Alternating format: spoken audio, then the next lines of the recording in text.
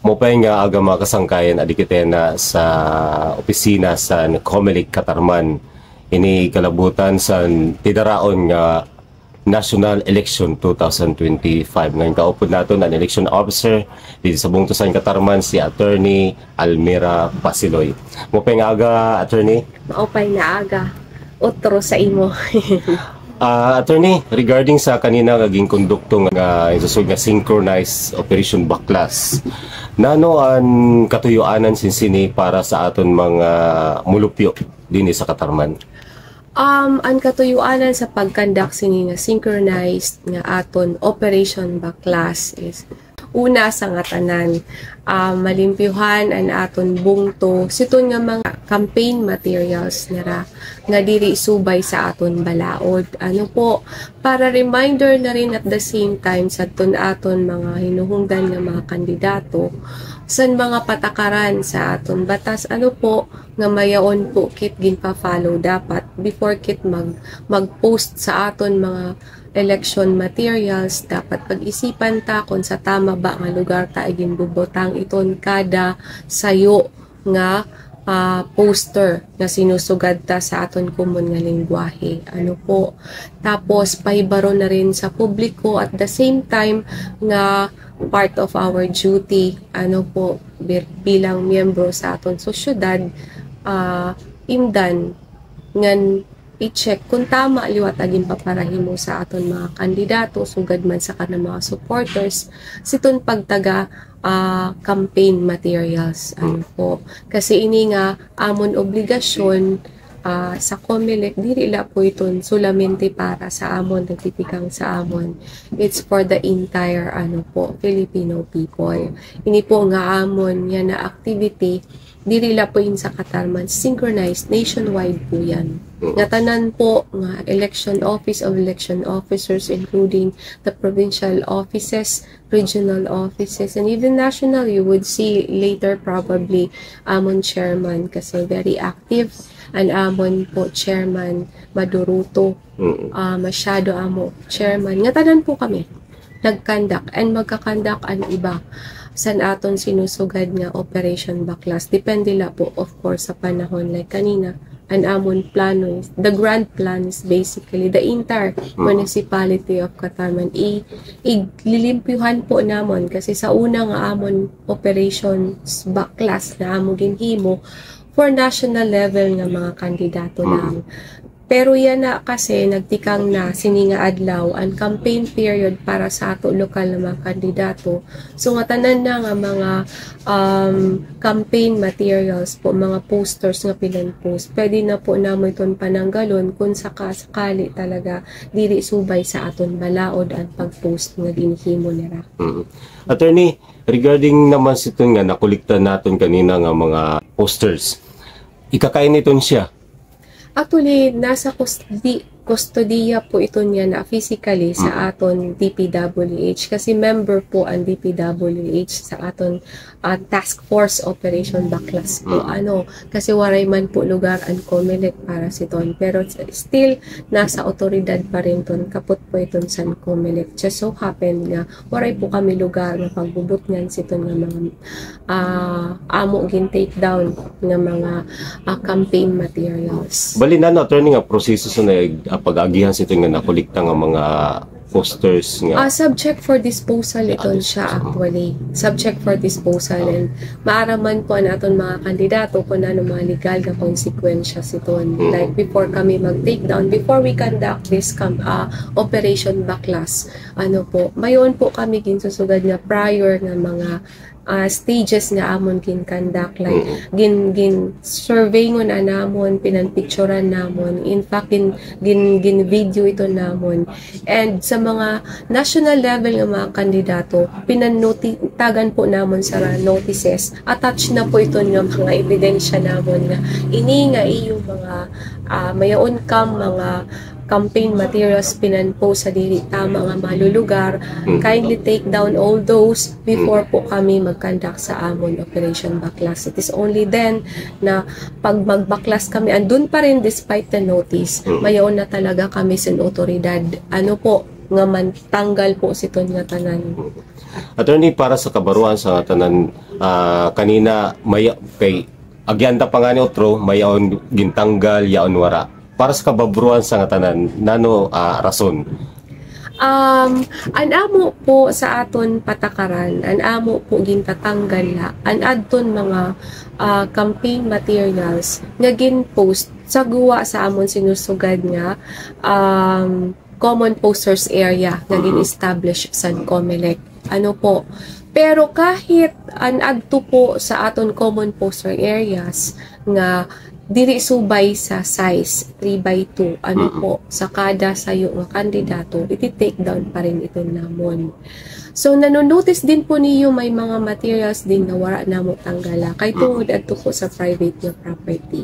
Ano po pinantatanggal din po namon an adton mga ginpo sa mga kahoy nga adto po lalo na sa guwa po sa diri sulod sa private nga property. Then again, mayon din po iba nga da po sa highway na good, kahit sabihin private property, bungyod po namon ang DNR, may po sira siton authority.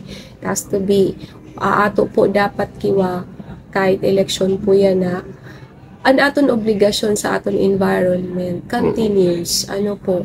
So, with the authority coming from the, how do you call that, our Menro po, with the help of DPWH, pinanti-take down po namon ito niya.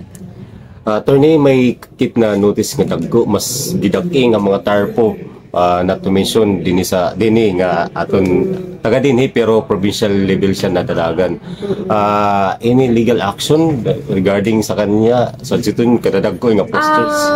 Pwede na po itong sara kasuhan kasi ginpantagan na po namon sara notices, and despite that wara nira personally kuha po iton ginpulat po nga kami ang magtanggal. Subject po iton for filing of complaint for election offense po yan. Kung diri mamati. Kung diri mamati. At tapos na kasi ang amon operation backlash. Napamatud-an na namo nga talaga. Prior to that, aram na rin namin talaga. Kasi nag-survey na po kami. Ano po, adto kanina, actual na nga pag-take down. Yan na naman ang next is for the filing of case against them for election offense. Hopefully man kunta nga sa tinaraon pa nga mga adlaw bago mag May 10 kasi bawal naman sara mag sa May 11 bawal na sara mag-campaign 11 and 12 ano po bago ito na adlaw mag-observe po sara ano nga dili po mag-post sa mga lulugar nga gindi diri sa balaod para maiwasan ta po problema lalo na ang pag-file kaso sa aton mga kandidato. Attorney, para sa kabaruan sa tanan ngan liwat ang mga botante din ba ang mga pupuydi bubutngan sisito nga mga campaign materials? Actually, mayaon po kami sinusugad sa COMELEC na common posters area. Gin-post po ito namon. Kada barangay may kami gin-establish nga mga areas na kundi inla sira po pwede. Ano po, mag-post. Tapos, mayon barangays din like andalaki kasi dako siya nga barangay. Duha po ang amo ginbutang nga common posters area para enough po sa lugar nga mabutangan po ma-inform ang tao kung sa sino ato mga kandidato. And again, para mai-add ko lang po, bawal po kit mag-post sa mga public places. Kanina po, nagsulod po kit sa public market po kanina sa Katarman. Mayon. Although medyo limpyo, I was surprised na I was expecting talaga nga masamok dito damo ang nagpaka-post. Pero kanina naimdan taman po malimpyo. Kasi prior to today, mayon kami gin-conduct operation backlash ni Watt. And I was so happy kanina maimdan na. Wala na sa pag-utro. Hopefully, na-inform tanagod talaga ang mga katauhan nga itong talaga dili na nirahimon kasi observation po namon previous nga mga experiences namo ano sa mga election yan na kami magbaklas kinabukasan adto na liwat ganun po kung hay naging babawal mao po ang ginihimo pero na-observe po namon from Old Rizal down to the proper market sa Katarman medyo okay naman siya waray na pagutro Meaning mayon party list nga problema talaga namin kung hainan puno dito ginpupus and adto pagud sa tihatasi nga portion para siguro makuri ang pag take down namo sa mga materials, but then again we call the attention of those concerned nga party list nga mga kinaukulan nga opisyalis ito nga mga party list nga sana man kunta i-brief po naton mga ginsugo ng mga tao parte sa kanila pag-campaign nga kundiin po dapat na sara magbutang siton nga kanila election ng mga materials. Attorney, siguro sa inala para sa kabaruan ni sa tanan any limitations sa dun nagpapa-advertise sa radyo tapos social media nag-govern sa itong dida nga mayon kit Fair Elections Act. Mayton po nag-govern until matapos kit sa aton election. Sa mga radio, televisions, may po kit certain number of minutes, 1 hour, may 1.5, depending sa kanda, sa forum na kanda gagamiton. Newspaper likewise, kung tabloid, 1/4 newspaper, dapat mayon po itong mga sizes in accordance with the Fair Elections Act.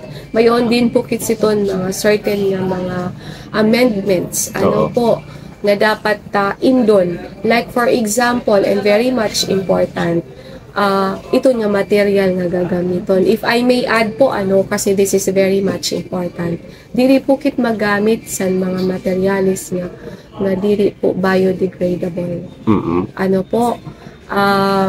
Mayon po otoridad kit nga tanggalon iton kasi po bawal po yan. It's against the environmental laws na mayon po kit. Mayton po dapat aton isipon. Tapos sa aton posters dapat kung diri po iton sa imotikang paid for, paid by, kompleto po dapat ito para diri po namo matanggal at makasuhan ang mga kandidato. Damo po ito nga mga matters nga dapat nila matawag dito, maintindihan, maadman. Ang aton Fair Elections Act lang ang dapat karabasahon para guided po sara all throughout po. Siguro, attorney, para sa mamurayaw nga eleksyon sa buong to sa Katarman, nga dirila sa Katarman, bugkos nga Pilipinas, nanoan imo mensahe para sa aton mga butante nga labi na sa aton mga supporter sa kada kandidato ngan ang mga kandidato. Una sa nga tanan, ang publiko, maging ikmat po kit, kung nano ang mga akto sa aton mga kandidato, ang kanang mga supporters, kung tama o diri kung nagbabayula na ba. Kasi diri man ton sara maghihimo sinsugad kung ginpapabayaan tala. Para naman po sa aton mga kandidato, para mamurayaw, maging fair la po kit sa aton actions. Basta in accordance la kung nano na aton batas sa pagkumpanya sa aton pagtaga-eleksyon, waray gadmay na nabu nga maraot. Waray diri po kit magsasamok ang aton eleksyon as we hope for on the part of the COMELEC. And para din naman sa nano pa po ato nga para sa mga butante sa mga supporters labi na supporters labi na maaram mon po kit gatanan mo man kit mayon ginbubutusan ato iton sin aton katungod iton ginuugupan, pero sana man la kunta nasa tama nga paagi in such way nga dili po kit mag-create sin samok, magpinakiaway gan para nga to the point nga magiging masamok ang aton eleksyon. Isipon tala kung ano ang tama para ma-avoid po iton.